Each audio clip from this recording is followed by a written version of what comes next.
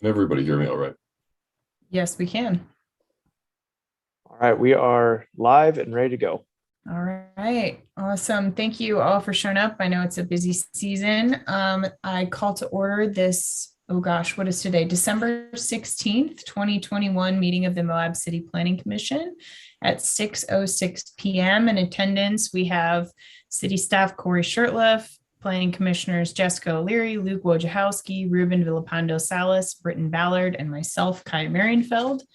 Um, Citizens to be heard is our first item on the agenda. As usual with these remote meetings, if you have a comment, something to say during citizens to be heard, which is for items that are not on the agenda tonight as an action item, you can weigh in over the phone, you can hop on to the Zoom call, or you can email or otherwise contact the Planning Commission ahead of time. I don't believe we received any comments or anything in advance, right, Corey? We did not, and it does not look like we have anybody in the waiting room as of yet. We can keep that open and just wait to see. But yeah, at the moment, we don't have Cool. anything. Yeah, if for some reason you're running late, we these meetings aren't super strict. So if anyone shows up, we're happy to let them in at any time. Next action item, we have 3.1, a proposed resolution 01/2022. Wow, first one of 2022. Consideration and possible recommendation of Moab City Resolution 01/2022, a resolution approving the 450 Mill Creek Drive minor subdivision of property located at 450 Mill Creek Drive, Moab, Utah 84532. So this is a briefing on this and then a possible action. Thanks, Corey. Perfect. All right, I will share a screen here. Hopefully this is showing correctly. I don't have a full presentation for this item, given it's really quite straightforward. So we'll display the packet material so we can walk through those briefly. This is the vicinity map showing the identified parcel. What is lot one of a two-lot minor subdivision called the Wild Goat subdivision. That was passed back in 2019, subdividing this smaller front parcel from this rear parcel. The front parcel here does have an existing dwelling on it, and then a newly constructed single household residential structure on the back parcel was built. You can see the satellite photo is just a little bit out of date there, so it is a relatively new build. The applicant, Joseph Lee, property owner, is hoping to subdivide this parcel is to allow for an additional residential development on the vacant half of that property there. The parcel size is just over half an acre and would be subdividing nearly in the middle of that, with the proposed lot 1A coming in at around 12,400 square feet, and then proposed lot 1B, which would be the existing structure parcel at just over 13,500.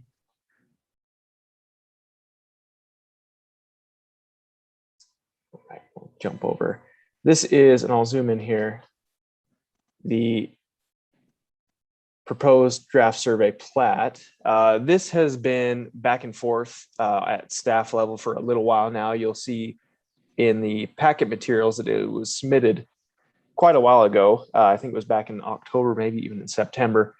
But the reason for that was need for additional information with this existing structure on here. When most vacant parcels come in for minor subdivisions, it's fairly straightforward because there's no existing infrastructure on that lot that we're needing to manage.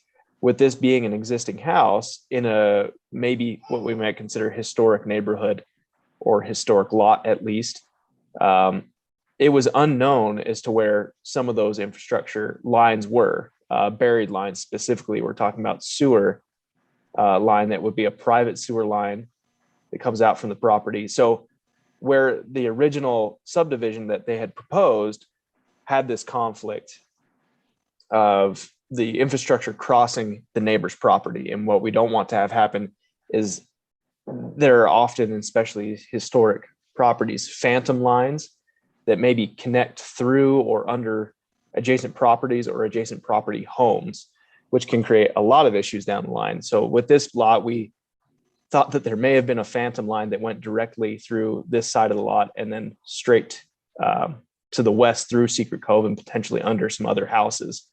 So our wastewater supervisor was able to coordinate with the property owner and actually film and locate the direction they have the capacities to send a camera down and locate where those lines go. And through that have actually discovered, excuse me, I'm a little bit congested right now, that there may be a main line further up in Mill Creek than we had thought, which would be helpful for some of the neighbors to know. So getting into that old system, we're going to find a little bit more information here. Anyway, that being said, they've moved forward proposing a shared utility easement across these areas and a bordering easement, which just protects the access for the proposed and existing property to maintain utilities that way, whether they're buried or above ground. So fairly straightforward. And with that, I will stop sharing screen and we can open up to questions, or if there's anybody else chiming in, we can take questions from them if we'd like.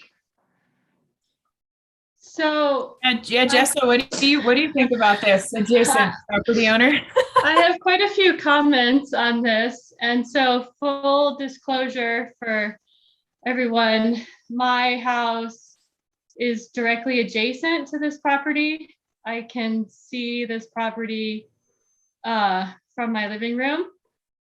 And I was fairly impacted by the previous subdivision and the home that was built on that, which shows as a vacant lot in that aerial view. And I have some comments about the R2 zone that I think are important to put on record. So to start, I guess I'll just say that since having bought this house and learned more about the zoning, and in particular the R2 zone, I feel like this is not necessary to subdivide further. To me, the intent of an R2 zone should be duplexes, multi-family homes. We are trying to increase density in the city and in the R2 zone. I mean, right now, R3 zone is getting a lot more building done on it with apartments and fourplexes and whatnot. And there's not been very much talk amongst us about the R2 zone. One of the property owners in that subdivision said directly to me that they asked for R2 zoning because they wanted to build a bigger house with less setbacks than if they had asked for R1 zoning. Because R1 zoning has bigger setbacks, and so they wouldn't have been able to build as big of a house because they would have had to set it back from the property line farther. So my question would be to this applicant, why they're allowed to build 2 dwellings on that lot. So why not just build 2 units on that lot? It's within the current zone. That's not an issue. It seems to be more, what do we as a planning commission want to do when it comes to density? And by subdividing it again, we're driving up the cost of those lots because they can then be sold separately. And so we're just further driving up the cost of housing in Moab, which I think is what we're trying not to do. If I could probably jump in and address maybe a few of those comments, if that works, I might share screen again to just help. with that. So there were a couple things, and I might forget getting to all of them. So don't feel bad about maybe jumping in and say, well, what about this? A couple of things that I've heard in that. So with the R2 zone, it is our single household and 2 household residential zone. With that, their multi-household structures are not permitted in that zone. Duplexes are, as a 2 household structure. And as far as developing duplexes or a single household structure, those are both one structure, so to speak.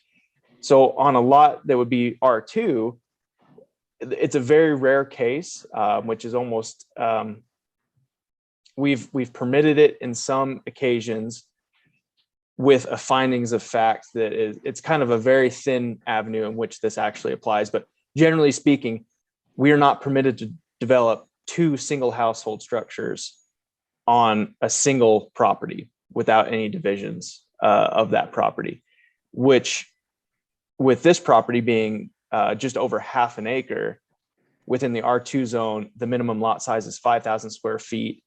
Conceivably, this lot could have been subdivided into 4 lots area wise. Not saying that makes sense to the street or makes sense to the neighborhood, but area wise, if we look on this vicinity map, you'll see in the R2 some lots. This is what I believe might be a twin home lot, but these are kind of average lots. Most of them are 5,000 square feet or just right around there, compared to how large this lot is.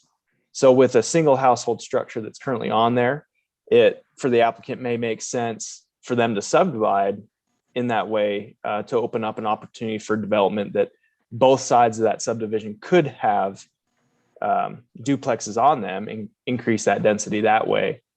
And again, I'm trying to keep track of some of those questions. As far as zoning goes, that is not something that can be applied for per development. So I think it was, if you may have been referring to this property developer, Gesso, the one immediately to south, that zoning was established prior to this development. So it wasn't that he came in and asked for any particular zoning. That was an underlay of zoning that's been existing for, I think at least 7 years now, I think. And then as far as R1 goes, like you're exactly right, those are larger setbacks.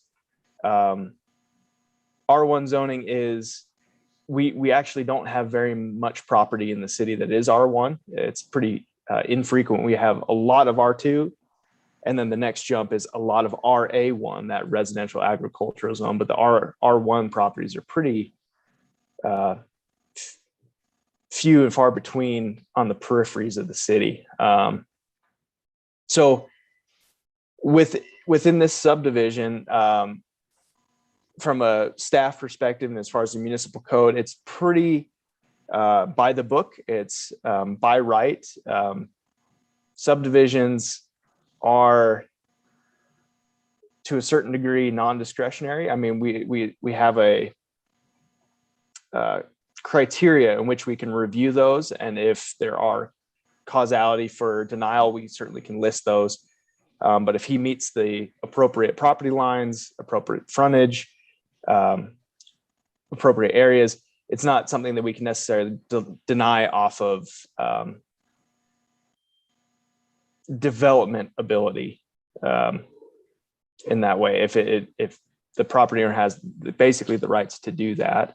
There were a few questions, and now I'm missing them as I've gone through the explanation. A couple of those. Were there other concerns? Hit on most of what I was getting at. I mean, I think it may just at some point in the future lead us to a broader discussion of what we want to see happen in the R2. You know, if we can really encourage somebody that's going to come in and build, instead of building a single family home, to build a duplex and to build a twin home, because our goals are to increase the number of residences in the city, and especially in a location like this that's on a very busy street. You know, we just approved the commercial zone almost across the street from this. So, you know, I guess I wanted to make some comments and then for us to be thinking about in the future what we want to see happening in these zones. For sure. And that's, yeah, as we're looking at the R2, especially on that side of the city, along Mill Creek and the Sand Flats area, it's definitely something in the past we've continued to talk about, that corridor especially. We want to address that for sure. It's a changing area and growing, and it's a changing area, and there's also probably some stuff on that corridor that's not in the current zoning, that, I mean, that's being used differently than is currently zoned, that we may want to address at some point. right. May I ask about C5 and how it came to be the way that it is zoned on that map? We could. It's a little, yeah, depending on, I mean, it is a short agenda. Certainly we can go into that. I'll share a screen again, kind of help out with that. And maybe I'll share Google Maps where this vicinity map was taken from, that has the whole. Hey, Corey, this accounts for the MIC subdivision, right? This is current, how the MIC property is subdivided. It is. So, okay, I couldn't so remember if it had been updated since we did that subdivision last year. right. That's this parcel off to the far right bottom hand corner. There's Okay, a little cool. subdivision there. And yeah, so that's that property off to the east there. With Then the the one immediately adjacent is the one that has like a camper on it or something sometimes, right? Now Right. it's like high and then dips down. Okay, cool. I was just Right. making Sometimes. Right. Yeah, and again, these two properties this one was able to figure out a way to navigate some of that infrastructure through the secret cove, rather than these two properties have significant challenges because of that. This non-zoned area is floodway. That is a no-build zone. That is where the river goes when it's just a little bit of rain. So up above that, we have flood zones where, depending on how much rain may come into that. So it shrinks these properties a decent amount without some sort of mitigation. And then as well, we don't have sewer infrastructure along Mill Creek through here. So previously they had been on septic tanks, which is something we're trying to move away from, especially that close to the creek. So pump stations are required for any new developments to get them up to Mill Creek, and then infrastructure laid to wherever the nearest manhole is, which right in this block is vacant. So we do have some up here, but it's vacant in this area. Anyway, tangents of infrastructure. C5 has been identified through that zoning process as what would be a neighborhood commercial corridor. Originally identified by, in the zoning name, neighborhood commercial implies a mix of residential and commercial uses intended for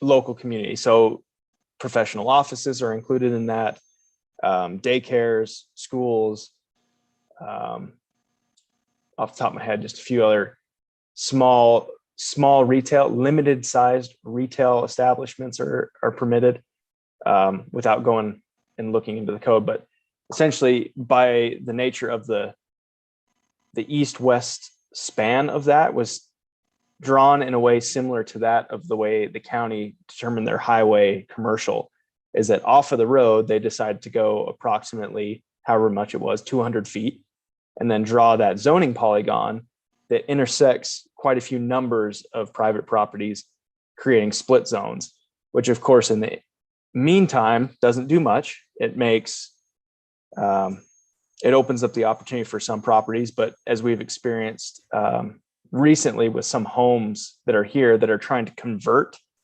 to commercial buildings, there's a lot of issues with that. So we're supportive of people coming in, putting in commercial in these areas, but trying to convert a residential home into a commercial property has a lot of building code implications to get something up to a commercial code that it's ADA standard, full access parking. So it's a kind of a growing pain, whoever's going to be the first one to make that conversion. But once it is a commercial space, there's a little bit of a node just across from Milt's here that's developing a really nice commercial atmosphere. So those are the things that can happen over time once those improvements are done. Ruben, do you want to say like specifically what the question is about that area? I guess I was just more curious along Mill Creek, especially like at the property that we're looking at now that they want to zone through, like the tiny corner that you could put a food truck maybe on. I was just curious how, because I assumed that there were, a criteria of like, 50 feet off of the road. I was just wondering what that was based off of and why it ends where it does, or why it's not on the opposite end of the road. I just couldn't figure it.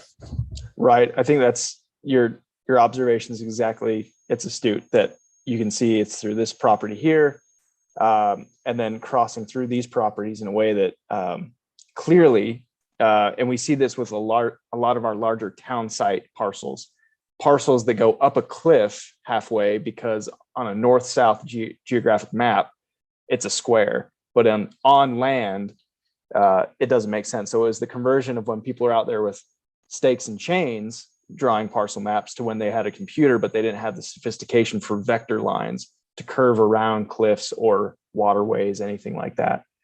So this is where they just took that polygon square shape and just ran it what seemed to be the appropriate diameter off of both Mill Creek and 400 East. So the answer is, I don't think they had a particular reason as to why they drove it through this property this way. I don't think there was intentions or plans other than, of course, those properties that could then come in and either subdivide in a fashion that they're creating a fully commercial parcel and a fully residential, or try to rezone or try to develop within that split zone, which is doable. Sure. Okay. But essentially here's our road and here's what we can build around. They'll deal with it later. Right. They'll make it look good. Right. Okay. So then I guess back to Jessica. Thinking about that area, there's not really much we can do to just say, no, you can't subdivide and you can turn that into you have to build apartments here. I can't see a reason we can say anything against this subdivision. Right. Zoning. Yeah, and Jessa isn't saying that we can. Well, just sort of like, it's a good opportunity to sort of reevaluate discussion about the zone, and we want to encourage more affordable multifamily development, or duplexes or twin homes or things like that, rather than just more like large lot subdivisions, essentially, that lend itself to higher income housing. Right. So sorry, go ahead, Ruben. Also, as we go further in, do we just taking a look at all the zones, just essentially raising the density of each of them, especially R2 and R1, as we get into the area where there's just not R1 in the city? It's definitely a concept. I mean, there's a lot of people in Moab that enjoy a neighborhood atmosphere, and some of those people feel that is derived from low density. They like yards, they like neighborhoods, that type of atmosphere. And then a lot of folks that, there's obviously a apparent need to utilize the land we have in a really smart and effective way. I think with the, by the way, ADU ordinance that City Council passed last night. So that's very exciting. It's finally passed. Moving forward to that effect, this property could have had the opportunity for the existing house, if they were to not subdivide the existing house, with up to potentially 2 duplexes. So if they were to build out as a duplex and then 2 ADUs, they could have done that. So a max density of 4. What this subdivision is now doing is allowing for, again, the conversion of that existing house to a duplex on this lot. And then it is under the count for multiple ADUs at that point, but they could have had at that point 3 and 3. So it went from 4 to 6 potential density on that lot with this subdivision. So they could have subdivided further But with this particular lot and the layout of the infrastructure and the existing house, I think this is about as well the property owner could have utilized generating more in that lot in the R2 zone. I know it was just a moment ago, but ultimately, did we come to the decision on one ADU up to 20,000 square feet or up to two, okay, it's just one, everything past that? That's right. So that was maintained. That was maintained. Is, yeah, in the R2, R3, and anywhere duplexes are permitted if you have a lot larger than 20,000 square feet. So that's the kicker, and the city council kept that.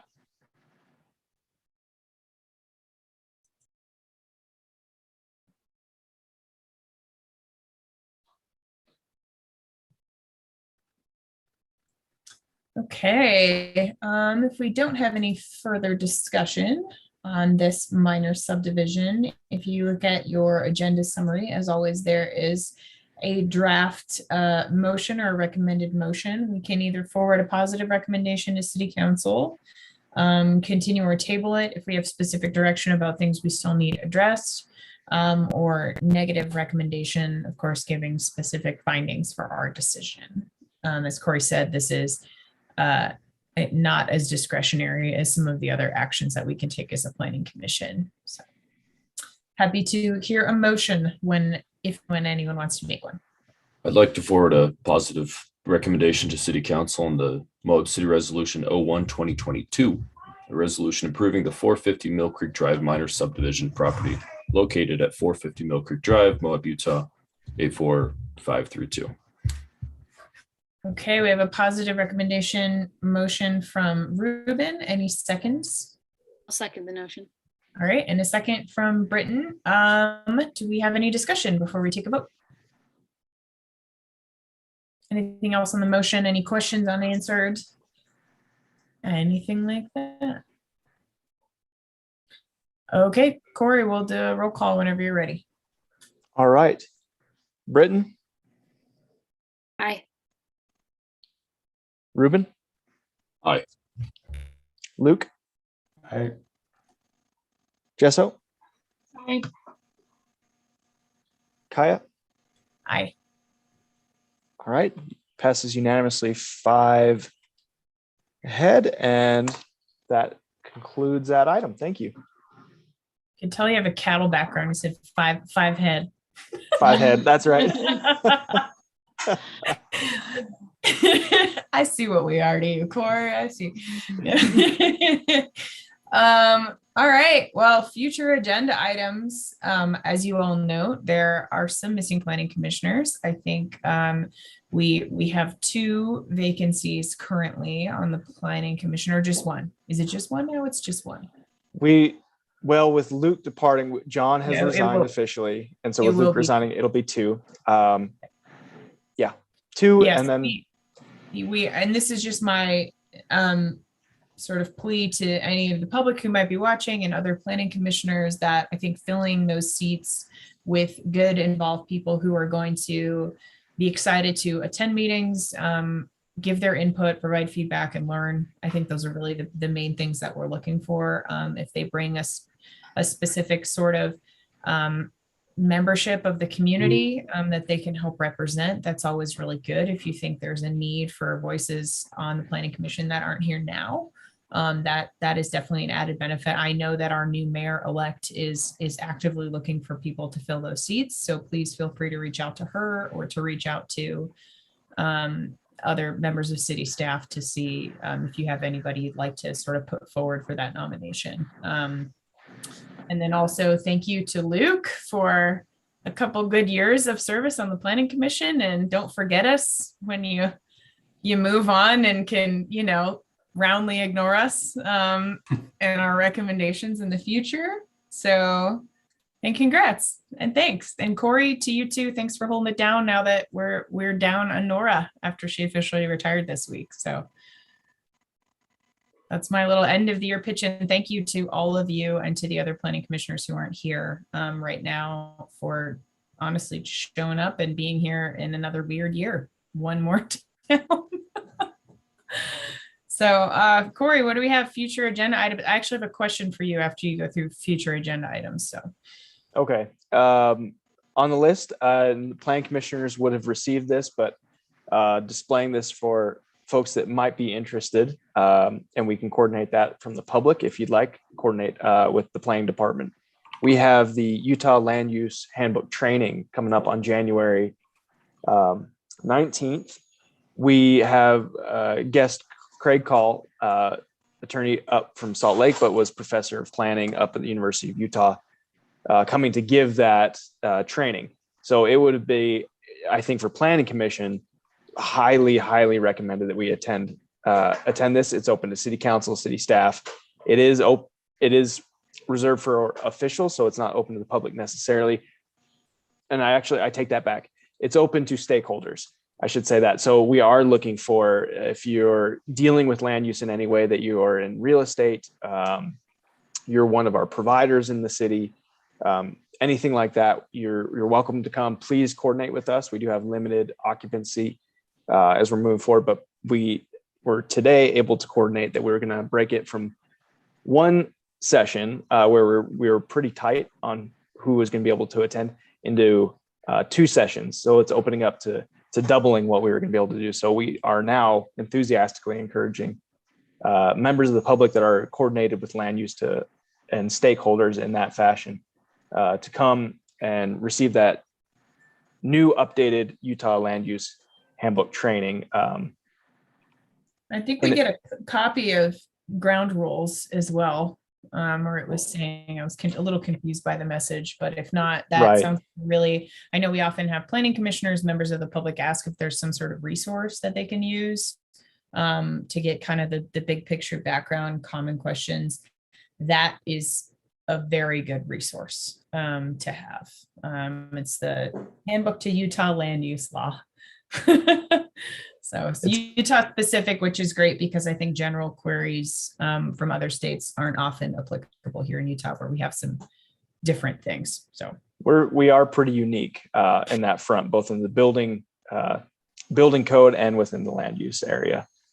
So yeah, emphatically encourage you to attend that. And then if there are stakeholders listening or the planning commissioners please reach out and invite them and have them coordinate through myself at the planning department. In addition to that, the sustainability director for the city is putting a water conservation workshop together jointly between the city council and planning commission. We're aiming for February 8th. So it is a ways out, plenty of time to get that scheduled, but it will be in advance of a city council meeting. Prior to that, setting up a time that would work best for our planning commission and the council. So if you can, reach out to me, let me know if that date and at a particular time that might work for you to do that joint workshop. And then we have a few site plans that are, and I've been saying this for so long, but they're working their way through. And the number of residential units that are being proposed through these site plans that I've been alluding to for maybe kind of the past couple months are pretty significant. So we're going to start seeing some serious numbers coming into the city. Proposed at this point and working through DRT, we have about 600 dwelling units that we're looking at right now. So, and that's between a couple of different projects, but most of them we're on large scale development at this point. So we will be having fun diving into that, and we'll probably have a number of sessions with the planning commission to work through some of those. Sitla USU is a development south of town up near the USU campus. They're working on their first phase. So that's been submitted to the planning commission. The planning staff and development review team for the city. That is just under 300 units up there for their first phase. So yeah, lots to come. And I think we'll leave it at that for now. And then plan on working into January, starting that with hopefully new commission members and also new assistant planner. We're looking at hiring assistant planners into the planning office right now. So anybody that is watching that might be interested, again, reach out to the planning office or reach out to one of your planning commission members. And that's all I have. Thank you, Corey. My question was regarding where we are with our time frame for the potential revisions, the notice that the city council gave about potential major zoning land use revisions with regard to, I know that all that discussion started about, potentially requiring a certain percentage over just a single lot density or a double lot density to be deed restricted for local occupancy, workforce occupancy. Where are we time-wise? Is that going to expire before city council can do anything about it? I just want to make sure we're doing our part to push that along so we don't miss the window, especially now that it was noticed and developers could just hop in there and shove a bunch of projects in if that window closes. So. Yep, absolutely. And that's, I really appreciate bringing that up. That is something that we haven't forgotten about. Myself and Nora, and then city administration have been working on framing that. We've been reaching out to our consulting legal counsel to design and draft how we're going to move forward with this, as well as the public process for that. What we're looking at right now is very simple, a baseline simple bone we're not adding a lot of meat to this ordinance that would be the 33% active employment households that definition coming from our ADU ordinance that was just passed. So we now have a defined active employment household in our code and would be utilizing that as the staple for that. I'm enthusiastic about that. I would really hate to see that expire or roll back the other direction. So we're trying to see if we can maintain that within the time frame of that moratorium, or not moratorium, the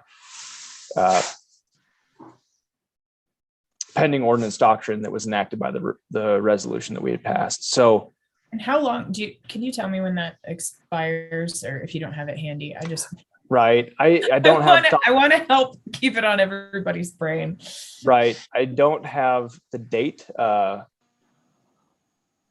in my mind, but I believe it's 180 days, similar to that of a moratorium, for us to conclude or propose that ordinance or complete that resolution action. So it's coming up quick, especially if we're trying to incorporate public input and public process like we're hoping to, which would be beyond what the requirements might be to get the feedback there. But really what we're hoping to propose is not a controversial issue for those folks in Moab. Is really the main, what we're combating is in this ordinance, again, is there's three legs of restriction. One is ownership, one is affordability, and one is occupancy. Affordability and ownership are pretty heavy hitter restrictions. Occupancy is very lightweight. And in fact, with the applications that have come in for these major developments, both townhomes, apartments, they've been able to continue forward without any major structural changes to their financing, their layout, anything else. All we're trying to do is say that people in our community that are living in homes need to be living in those homes, as opposed to second homes or people having homes or vacant homes that they don't live in, utilizing as vacation homes. So we're just trying to say a base level of the people in Moab need to live here, which I think is a pretty reasonable thing to approach. For sure. And so I'm hopeful that can be something that we can do fairly quickly, just because it is. That's the hope. It's about as non-controversial as you can possibly get, of course, with any sort of guideline or regulation on property. There's always going to be some controversy, but yeah, I just want 100. It was good. For some reason, I had a shorter time frame in my brain. So that's good. And thank you to you and the rest of the staff for, getting that forward. And we'll just bug Luke about it now when he's a city council member. So I thought I saw on the city council agenda for the last meeting, the property that we had discussed the rezone on. But I didn't remember in our discussion that we had the deed restriction caveat on there. Was that added after the fact?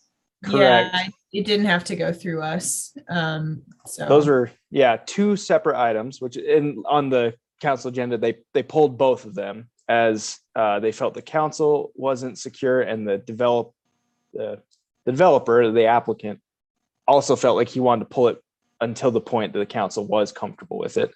But those were two separate things. So what you recommended as the rezone, that is what the council is going to see. We cannot deviate from that unless they go back, resubmit, and then change something different. So they are proposing that, but in tandem, in advance of the rezone, literally just one before the other, as long as they did the one first, was the development agreement, the DA, that would have organized that restriction that was independent to that property. That is kind of the antithesis of what we're looking at generally through the R3, R4. So yeah, that was a really good catch. But yeah, that's something that also is very, very bare bones. The DA was on the city agenda if you wanted to take a look at it. Most of it was language in the cause that it fell through, or the developer was unable to move forward with the development in some way like that. So the actual body of it was quite small of what was actually being said. So that's what we're trying to mirror, just something very, very clear, one line that makes sense that way.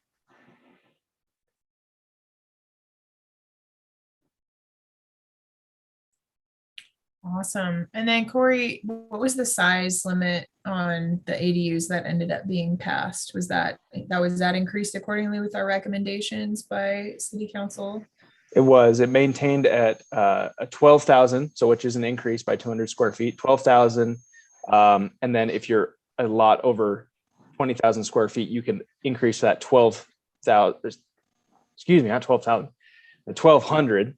That'd be a really big ADU. The 1,200 to a 1,500 square foot. So it could be increased by 300 square feet after that. Okay, cool. Well, that said, I think that's it for us. Again, Luke, congratulations. We'll see you on the other side with, wielding all your city council power over us lowly planning commissioners. Don't forget about us. Yeah, don't forget about us. How Thanks. could I? One of our own. Thanks, Corey. Thank you to all of you. Thank you to our new members this year, Britton. Thanks to returning members, and we'll see everybody in 2022. Happy holidays. I adjourn tonight's meeting at 6:48 p.m. See you next Thanks, year. everyone. Perfect.